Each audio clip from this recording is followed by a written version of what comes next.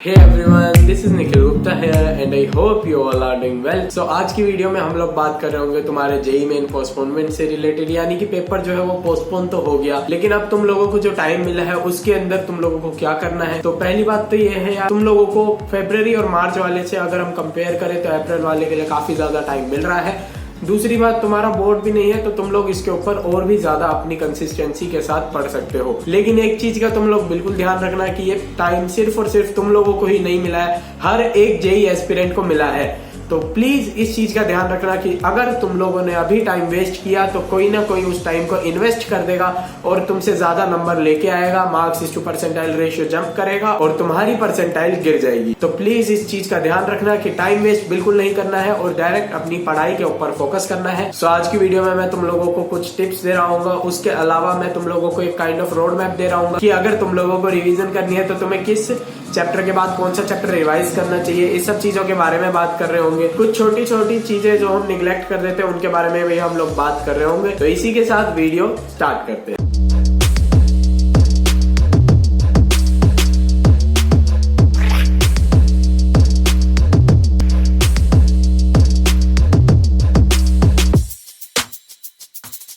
So first tip की बात कर लेते हैं। पहली टिप में मैं ये तुम लोगों को कहना चाहूंगा कि हमेशा एक चीज का ध्यान रखना कि सिलेबस कंप्लीशन उतना ज्यादा इंपॉर्टेंट नहीं है जितना है 100% एफिशिएंसी के साथ सिलेबस को पढ़ना। मैं ये नहीं कह रहा हूँ कि तुम लोग 100% सिलेबस करके जाओ, मैं ये कह रहा हूँ कि तुम लोग 100% एफिशिएंसी के साथ पढ़ो जो भी तुम लोग पढ़ रहे हो। यानी कि अगर तुम कोई चैप्टर उठा रहे हो तो उसको नीचे से लेकर एंड तक पूरा खींचने की कोशिश करनी है। और तुम लोगों को यार काफी टाइम मिला है तो जो चैप्टर्स तुम लोग पहले वाले अटेम्प्ट्स में छोड़ के गए थे उनको इस अटेम्प्ट के लिए प्रिपेयर तुम लोग कर सकते हो। तो कोशिश करना कि तुम लोग इसके अंदर सिलेबस को खींचो, लेकिन अगर कोई चैप्टर तुम उठा रहे हो तो उसको पूरा करना है। ये नहीं है कि अगर कैपेसिटर से प्रॉब्लम्स आ रहे हैं तो कैपेसिटर वाला पार्ट पढ़ा और बाकी इलेक्ट्रोस्टैट्स छोड़ के चले गए, क्योंकि अधूरी नॉलेज पूरी नॉलेज ना होने से ज्यादा खतरनाक है, क्योंकि वहां पे -1 तुम लोगों को मिल रहा होगा। तो ये बात तो पता चल गई कि 100% सिलेबस के पीछे नहीं भागना है। तो फिर भागना किस चीज के पीछे, यानी कौन से चैप्टर्स को पहले करा जाए, कौन से चैप्टर को बाद में करा जाए।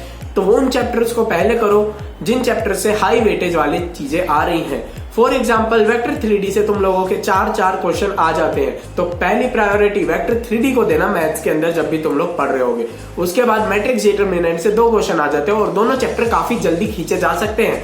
तो क्यों ना मैट्रिक्स डिटरमिनेंट के पीछे भागा जाए एज कंपेयर टू बाकी सारी जो चीजें हैं। और अगर हमने धीरे धीरे हर एक हाई वेटेज वाले चैप्टर को कर लिया तो हमारे लो वेटेज वाले चैप्टर अगर हमारे छूट भी जाते हैं तो हम उनके ऊपर ज्यादा रिग्रेट ना करके अपने पेपर को और भी अच्छा बना सकते हैं। तो अब हम बात कर लेते हैं तुम्हारी टिप नंबर 3 की। तो टिप नंबर 3 है यार कि तुम लोगों को टाइम टेबल प्लानिंग करनी पड़ेगी। ये नहीं है कि यार तुम लोग रात को मतलब 2 बजे सो रहे हो और सुबह जो है 10-12 बजे उठ रहे हो, तो ये कोई फायदा नहीं है इस चीज का। तुम लोग इसके अलावा क्या कर सकते हो, 2 बजे सो 8 बजे उठ जाओ, 1 बजे सो 7 बजे उठ जाओ। 6 घंटे की नींद से ज्यादा नींद नहीं लेनी है तुम लोगों को। उससे ज्यादा अगर नींद लोगे तो अपने सपने खो बैठोगे। जिस समय तुम सो रहे होगे उस समय कोई और IIT के लिए तैयारी कर रहा होगा और तुम लोगों को पीछे छोड़ के चला जाएगा। तो कोशिश करना कि तुम लोग अपना जो है टाइम टेबल उसको अच्छे से शेड्यूल कर लो। और अगर तुम लोगों से टाइम टेबल प्लानिंग नहीं हो रही है तो प्लीज कमेंट डाउन कर देना, मैं उसके ऊपर भी एक बढ़िया सी वीडियो बना के तुम लोगों को पेश कर दूंगा। और तुम लोगों को दिन के 10 घंटे तो मिनिमम निकालने हैं अपनी पढ़ाई के लिए।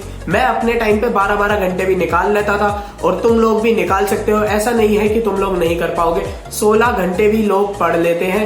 बस वो बात अलग है कि उन लोगों की फैमिली सपोर्ट उनको बहुत ज्यादा ही होता है, उस वजह से वो पढ़ पाते हैं। लेकिन अगर तुम लोगों के पास उतना फैमिली सपोर्ट नहीं है तो 10 से 12 घंटे तुम लोग आराम से निकाल सकते हो। अगर तुम्हारे स्कूल्स हैं तो ऑनलाइन क्लास को चलने दो, साइड में रख दो। तो अब हम बात कर लेते हैं एक काइंड ऑफ रोड मैप की हर एक सब्जेक्ट की, जो मैंने प्रिपेयर करा है कि तुम लोगों को किस वे के अंदर जो है चैप्टर को रिवाइज करना है। अब एक चीज का ध्यान रखना, इसी वे के अंदर तुम लोगों को एक एक चैप्टर को जो है कंप्लीटली पढ़ते चले जाना है, उसको अच्छे से रिवाइज करना है, उसके क्वेश्चंस लगाने हैं, देन नेक्स्ट चैप्टर के ऊपर मूव ऑन कर जाना है। मेरे अकॉर्डिंग फिजिक्स के अंदर जो सिक्वेंशियल ऑर्डर है वो तुम्हारे सामने आ गया है। इसके अंदर तुम लोग क्या कर सकते हो, एक आधा चैप्टर आगे पीछे कर सकते हो, लेकिन मैंने एक चीज का थोड़ा सा ध्यान रखा है कि तुम लोग स्पेशली 12th वाले पोर्शन के ऊपर ज्यादा फोकस करो, क्योंकि जो तुम्हारा 12th वाला पोर्शन है उससे क्वेश्चन ज्यादा आते हैं और उसके क्वेश्चन ज्यादा इजी और स्कोरिंग होते हैं। अब केमिस्ट्री के लिए जो मैंने रोड मैप बनाया है वो तुम्हारे सामने आ गया होगा।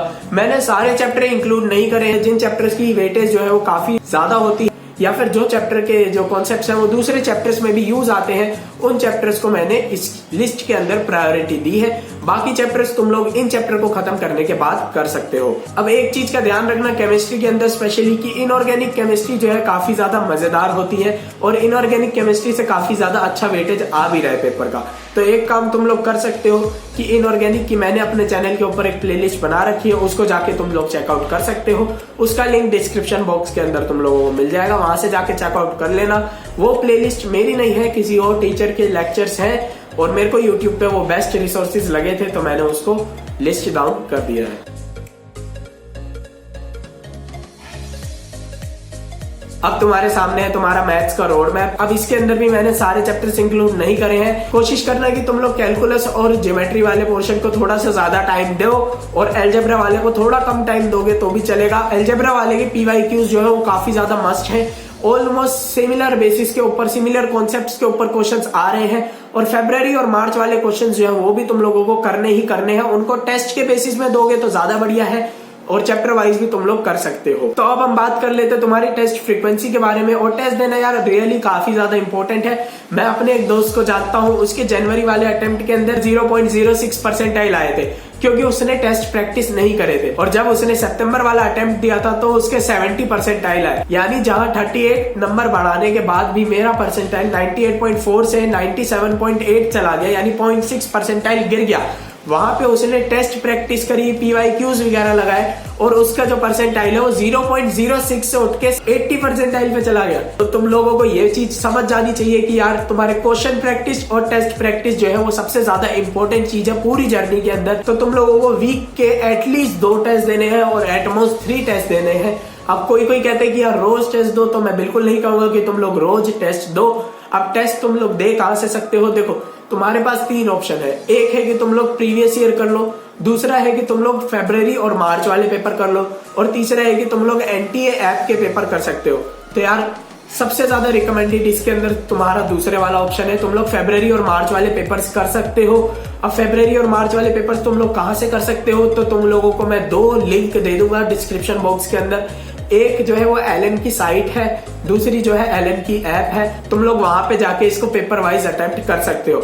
अगर तुम लोगों को चैप्टर वाइज क्वेश्चंस चाहिए तो उसके लिए भी एक लिंक तुम लोगों को मिल जाएगा। अब टेस्ट को सिर्फ देना ही काफी नहीं है, तुम लोगों को टेस्ट को एनालाइज भी करना है। टेस्ट एनालिसिस अगर तुम लोग नहीं करते हो तो जो क्वेश्चन तुम लोग टेस्ट के अंदर करके आए हो वो क्वेश्चन तो तुम लोग पेपर के अंदर कर दोगे, लेकिन टेस्ट देने का मकसद ही यही है जो क्वेश्चन तुम लोग छोड़ के आ रहे हो या जहां पे तुम्हारी गलतियां हो रही है वो तुम लोगों को पता चले और तुम लोग उन पोर्शन को इंप्रूव कर पाओ। तो वो चीज तुम लोगों को पता नहीं चलेगी जब तक तुम लोग एनालाइज नहीं कर रहे होगे। तो प्लीज टेस्ट को एनालाइज कर लेना। अब NTA अभ्यास वाले जो पेपर है वो मैं तुम लोगों को नहीं कहूंगा कि तुम लोग एज अ मॉक टेस्ट दो, क्योंकि इस लेवल का पेपर आ ही नहीं रहा है जिस लेवल का उन्होंने पेपर दे रखा है। अगर फिर भी तुम लोगों के पास मॉक टेस्ट की कमी है तो तुम लोग NTA अभ्यास के जो पेपर है वो लगा सकते हो, लेकिन एक चीज का ध्यान रखना, पेपर नंबर 1 से लेकर 10 तक लगा लेना, 1 से लेकर 15 तक लगा लेना, लेकिन उसके बाद मत जाना, क्योंकि धीरे धीरे वो लोग जो है लेवल बढ़ाते चले गए हैं पेपर का और एट द एंड जो उन्होंने आउट ऑफ सिलेबस चीजें भी जो है उसके अंदर डाल दी है। तो तुम्हारा मोरल ही डाउन होगा वहां से अगर नंबर अच्छे नहीं आ रहे होंगे तो,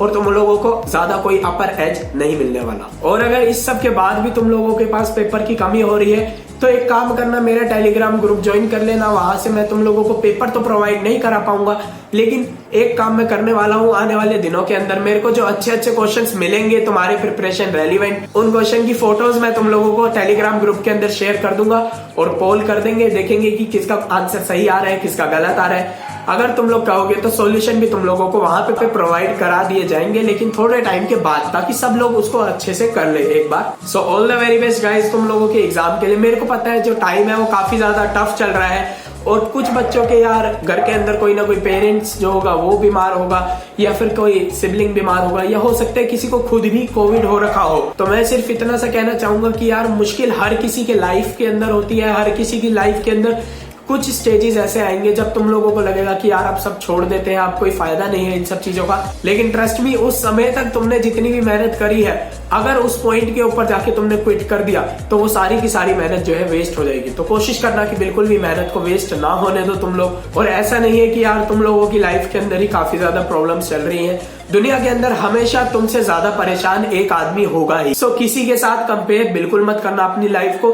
हो सकता है जितने रिसोर्सेज तुम लोगों के पास है और तुम लोगों को बेकार लग रहे हैं, किसी के पास उतने रिसोर्सेज हो भी ना, किसी का ड्रीम हो कि मेरे पास उतने रिसोर्सेज आ जाए, या फिर कोई सोचता हो कि यार काश मेरे पास ये रिसोर्सेज होते तो मेरा काम बन जाता, तो कोशिश करना कि तुम लोग कभी भी अपने आप को अंडर एस्टिमेट मत करो।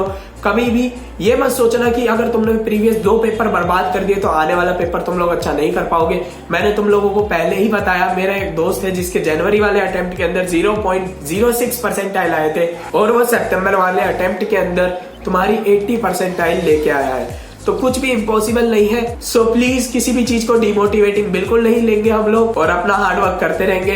That is all for this video guys. I hope कि तुम्हारी काफी सारी क्वेरीज जो है वो इस वीडियो के थ्रू क्लियर होगी।